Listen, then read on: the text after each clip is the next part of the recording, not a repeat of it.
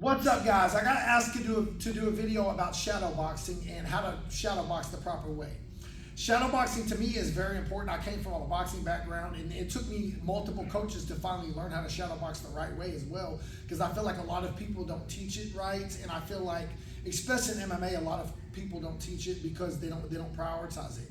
And it's one of the best things you can do to practice punching, missing, coming back to stance, like a real situation. When you hit the heavy bag a lot, it's great for conditioning, it's great for power, but you're always connecting. And when you fight someone in real life, you're only connecting, maybe the average MMA fighter probably connects 30% or less of the strikes. So if you're missing, 2 out of every 3 shots, you want to make sure that you can come back to stance and keep your feet in position and stuff like that. So the way my boxing coach Kendrick taught me how to do this, it was very, very slow at first, and for a couple months I did it very slow, and then gradually built the speed up. And I had trained for about 10 years before I even learned how to shadow box the right way, in my opinion.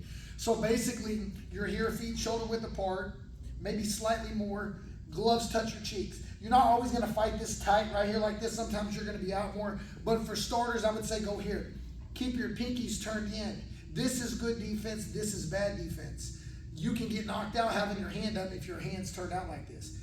Turn it in this way. So all you're gonna do is make sure, keep your feet shoulder width apart. No matter what direction you go, you step with that leg. So if I go back, I step back first.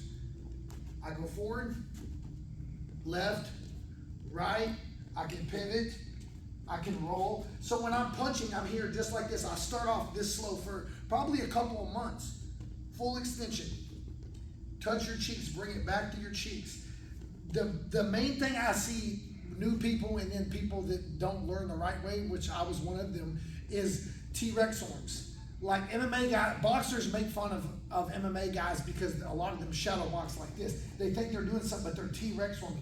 You need to be slow, full extension with your punches. Bring your hands back. You can incorporate defense, slip, slip, roll, roll, block, block, frame, tuck the elbows, parry, catch. You can incorporate all types of defense within this, but you need to go slow and long like this, where you're doing 100% full extension, long and technical, and then as you get more experienced doing this, you can pick up the speed, and then you're gonna be able to go way faster, way harder, and make it effective. And you don't wanna stay in the same spot. You wanna shadow box kind of forward and backward, left and right, and you wanna shadow box kind of how the style of fighter you are. If you're a counter puncher that moves a lot, you don't want to constantly be coming forward and trying to cut people off and gear your shadow boxing towards that. You want to move.